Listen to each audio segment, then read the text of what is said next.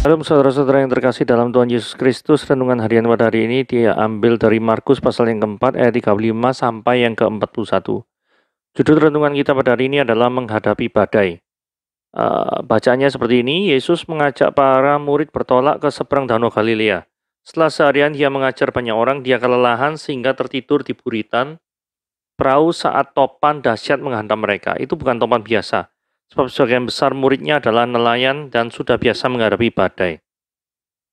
Matius 8 ayat 24 menyebutnya sebagai angin ribut yang diterjemahkan dari kata seismos, yakni badai laut yang diakibatkan gempa bumi. Dari kata itu kita mengenal kata seismometer dan seismograf, seismometer dan seismograf, alat pengukur getaran dan pencatat getaran gempa. Jadi itu merupakan tsunami yang bersiap menghanyutkan mereka. Syukurlah saat perahu nyaris karam, para murid berteriak pada Yesus, walau dengan nada marah, "Tidak pedulikah engkau kalau kami akan binasa?" Lalu ia bangun dan meredakan badai itu, mereka pun dilanda ketakjuban terhadapnya. Badai itu bisa datang kapan saja, bentuknya pun beragam, mungkin berupa diagnosa dokter yang menakutkan, kematian orang terkasih, usaha yang bangkrut, kehilangan pekerjaan, gagal dalam ujian, ditimpa kemalangan. Badai itu amat menyita perhatian kita, membuat kita mengira kita sendirian menghadapinya. Tuhan terasa sangat jauh, tak bisa diharapkan. Pikiran-pikiran jahat mulai menguasai benak kita, bahwa ia tidak peduli dengan kita, bahwa hidup kita ada di luar jangkauannya. Namun dalam situasi seperti itu yang terbaik adalah tetap datang kepadanya. Saat kita melalui badai bersamanya, kita akan takjub melihat pemeliharaan dan kuasanya bagi kita. Jangan biarkan berbagai kekalutan hidup membutakan kita terhadap kasih dan pemeliharaan Tuhan. Oke, hari ini kita akan melihat gitu ya, renungannya seperti ini. Dengan siapa kita bersama itu lebih penting daripada kondisi seperti apa yang kita alami saat ini. Mari kita baca ayatnya. Pada hari itu, waktu hari sudah petang, Yesus berkata pada mereka, "Marilah kita bertolak ke seberang." Mereka meninggalkan orang banyak itu lalu bertolak dan membawa Yesus beserta dengan mereka dalam perahu, di mana Yesus telah duduk dan perahu-perahu lain juga menyertai dia. Lalu mengamuklah taufan dengan sangat dahsyat dan ombak menyembur masuk ke dalam perahu, sehingga perahu itu mulai penuh dengan air. Pada waktu itu Yesus sedang tidur di buritan di sebuah tilam, maka murid-muridnya membangunkan dia dan berkata kepadanya, "Guru, engkau tidak peduli kalau kita binasa." Ia pun bangun mengerti angin itu dan berkata kepada danau itu, "Diam, tenanglah." Lalu angin itu reda dan danau itu menjadi teduh sekali. Lalu ia berkata pada mereka, "Mengapa kamu begitu takut? Mengapa kamu tidak percaya?"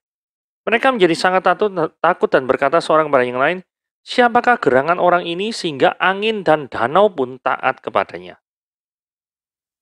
Nah, poin ayat yang ke-35 ini poinnya gini ya, marilah kita bertolak ke seberang.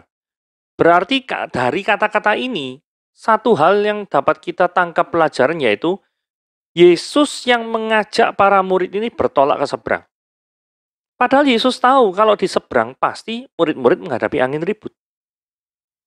Nah, kenapa kok sudah tahu seperti itu, Yesus tetap mengajak para muridnya?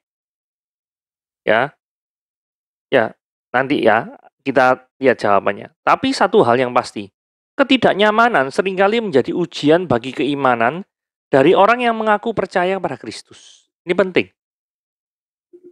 Ya ini maksudnya. Jadi mengikut Tuhan itu tidak selamanya jalannya itu rata. Seringkali bergelombang, berbukit, tidak rata. Ya. Ini jelas loh, kenapa kok saya tekankan ini yang ngajak Yesus. Bukan kesalahan daripada para murid, bukan dari kesalahan apapun, bukan dari godaan atau tertarik ke seberang apa, enggak ada sama sekali, enggak ada. Kenapa kok ini saya tekankan berulang-ulang? Karena gini ya, kadang-kadang ketika seseorang mengalami pasang surutnya kehidupan ini, Ketika pasang mungkin orang dengan mudah berkata, oh ini penyertaan Tuhan. Tapi kalau sedang surut, orang tidak berani mengatakan, oh ini penyertaan Tuhan juga. Padahal dari kasus ini, cerita ini, kita melihat bahwa ketika ada ketakutan itu melanda, nanti ya, kalau kita lihat lebih jelasnya, di dalam kehidupan para murid, justru Yesus yang suruh ke sana. Oke? Nah, ini kita berbicara dulu terhadap misinterpretation about crossover. Nah, ayat 35 ini secara bahasa Inggrisnya tuh ngomong gini ya, let us cross over to the other side. Nah, ada seorang pendeta yang salah mengartikan daripada crossover. Jadi, mengartikan crossover, menyeberang, ini dengan secara figuratif. Jadi, diandaikan. Jadi, artinya menyeberang menurut dia itu, gereja itu bisa melayani ke bidang yang berbeda. Nah, contohnya adalah dari nyanyi-nyanyian rohani menjadi nyanyi-nyanyian duniawi. Nah, akibat dari misinterpretation ini gitu ya, ada seorang pendeta yang menggunakan uang gereja untuk membiayai video klip daripada istrinya untuk bernyanyi di bidang lagu-lagu bukan rohani. Dan disyuting di luar negeri dan menghabiskan banyak uang. Dan pendetanya setelah kena usut masuk penjara, tapi ya posisi sekarang sudah lepas. Cuma setelah lepas, sama negara di mana pendeta ini berada tidak diperbolehkan untuk melakukan pelayanan apapun di dalam lembaga sosial atau nirlaba termasuk dalam pelayanan gereja. Jadi hukumannya seperti itu. Gara-gara ya ada misinterpretation about crossover to the other side. Jadi artinya begini ya. Marilah kita menafsirkan firman Tuhan. Itu sesuai dengan konteksnya. Dalam hal ini Yesus ngomong mari kita menyeberang. Itu sungguh-sungguh nyebrang. Nggak boleh diartikan figuratif. Nggak boleh. Gitu ya. Figuratif itu bukan arti yang sebenarnya. Ini artinya literal. Benar-benar nyebrang. Ya nyebrang. Perahu ini datang nyebrang. Dan nanti masa ngalami angin ributnya figuratif. Bohong-bohongan gitu. Cuma perlambangan. Kan ya enggak. Oke? Nah, ini taat. 36 ya. Apa respon murid-muridnya ketika mengetahui gurunya mengatakan, mari bertolak ke seberang? Nah, ini penting ya. Mereka meninggalkan orang banyak itu lalu bertolak. Artinya adalah, slide kedua ini intinya adalah, mereka tuh taat. Para murid ini taat kepada Yesus. Saya ingin menekankan itu aja. Taat ini.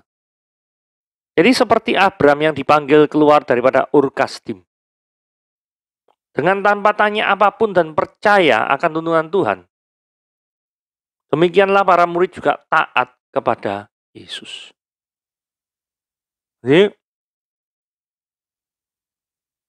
Jadi ini luar biasa sekali ya. Mereka tidak tanya, kok petang-petang kok bertolak ke seberang tujuannya untuk apa? Tidak terlalu banyak cincong gitu ya. Tidak terlalu banyak tanya-tanya. Mereka ada hati yang percaya, oh Yesus pasti memberikan yang terbaik. Apakah kita selama menjalani hidup ini taat kepada Tuhan?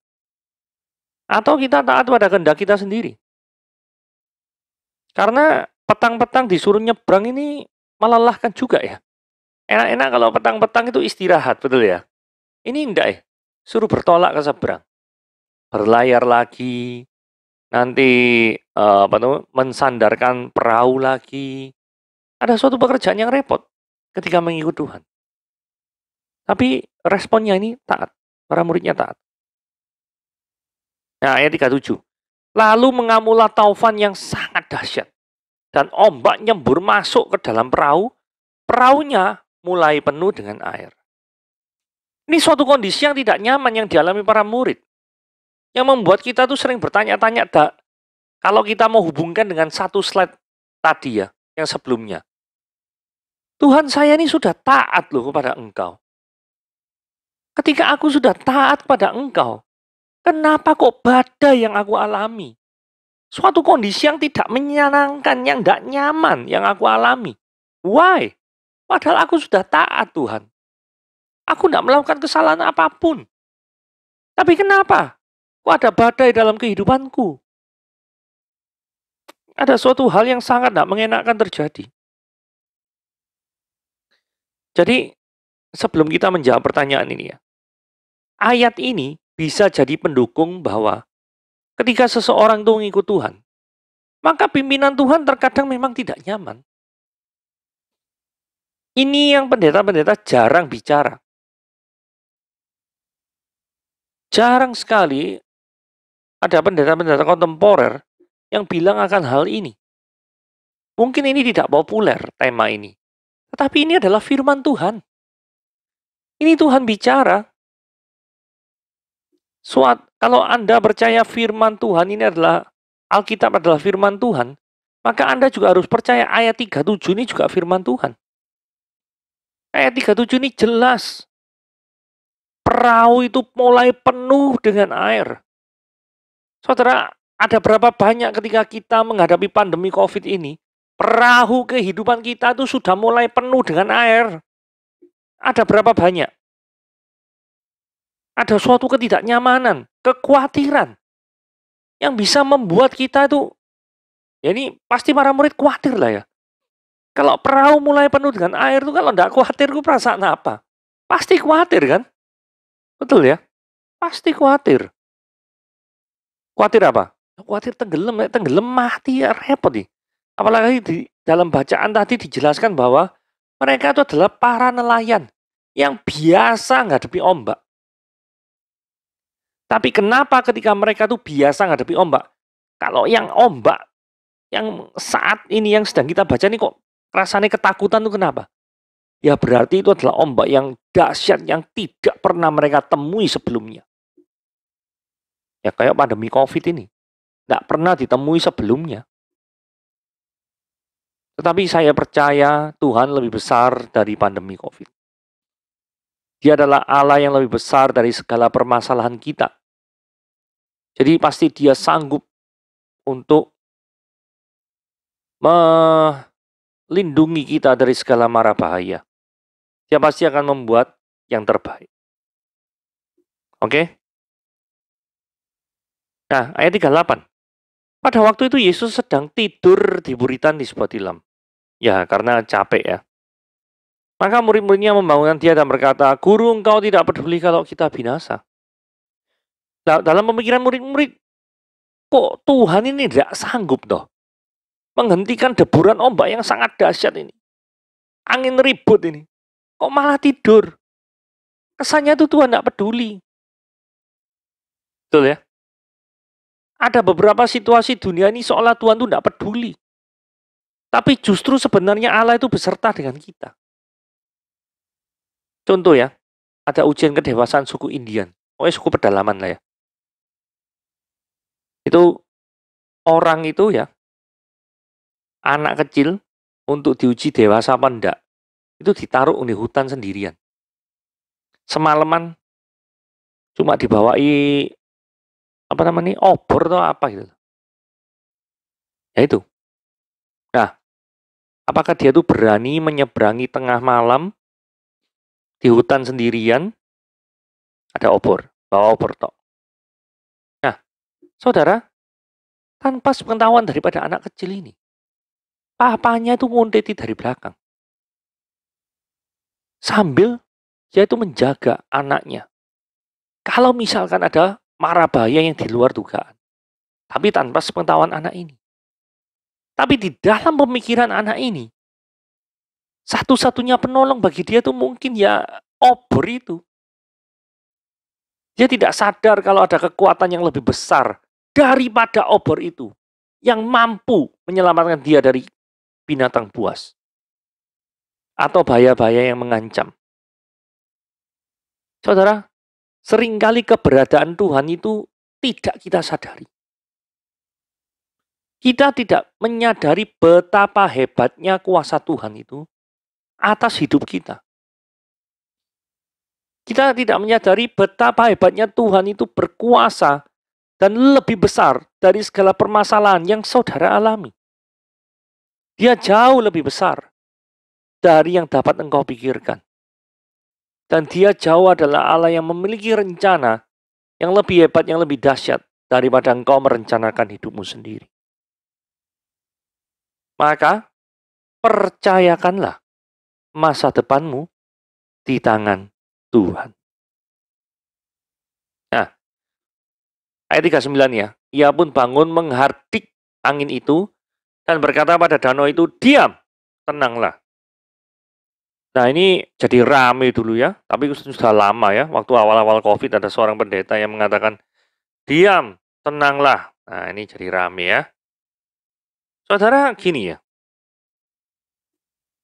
Satu, diam tenanglah. Ini konteksnya diucapkan pada alam, bukan penyakit. Satu. Dua, tujuan diam tenanglah ini diucapkan untuk apa? Untuk menunjukkan Yesus lebih besar dari kuasa alam. Ini penting. Ini menunjukkan identitas Yesus itu siapa. Ini yang jauh lebih penting. Tiada satu nabi pun yang dapat melakukan mujizat seperti ini. Tidak ada. Nah. Masa ada Elia ngomong, diam, tenanglah. Wah, tidak ada. Pasti dia berdoa dulu meminta pertolongan Tuhan. Jadi nabi-nabi yang melakukan sign and wonders, miracle and wonders, itu selalu memohon kepada Tuhan. Yesus melakukan mujizatnya melalui kehendaknya sendiri.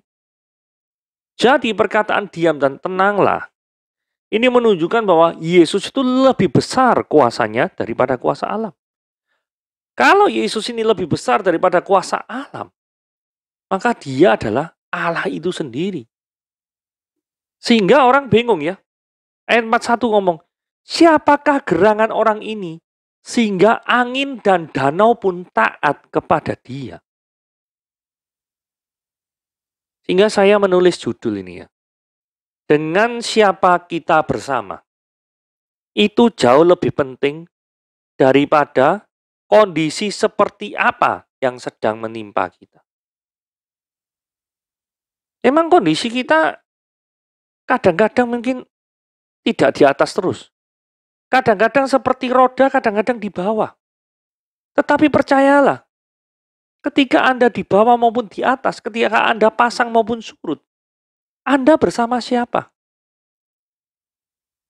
Jangan sampai ada orang yang hidupnya tuh pasang terus, tidak pernah surut misalkan.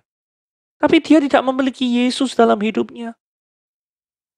Bukankah ini menyedihkan? Karena firman Tuhan berkata, tidak ada seorang pun yang pada Bapa kalau tidak melalui akulah jalan kebenaran dan hidup. Yohanes 14 ayat 6. Tidak ada seorang pun yang datang kepada Bapa. Jadi apa gunanya orang memperoleh seluruh harta duniawi yang itu secara manusia itu dia pasang hidupnya lagi dalam fase-fase kondisi pasang, lagi di atas. Tetapi hatinya tidak ada Tuhan. Apakah itu gunanya? Yesus menegur para murid. Kenapa? Karena para murid belum mengenal sama sekali siapakah Yesus itu. Kalau mereka tahu Yesus adalah Tuhan dan berkuasa atas alam, maka seharusnya mereka tidak bingung seperti itu, bukan? Nah, justru melalui peristiwa yang menegangkan ini, membuat para murid semakin mengenal siapakah Kristus itu.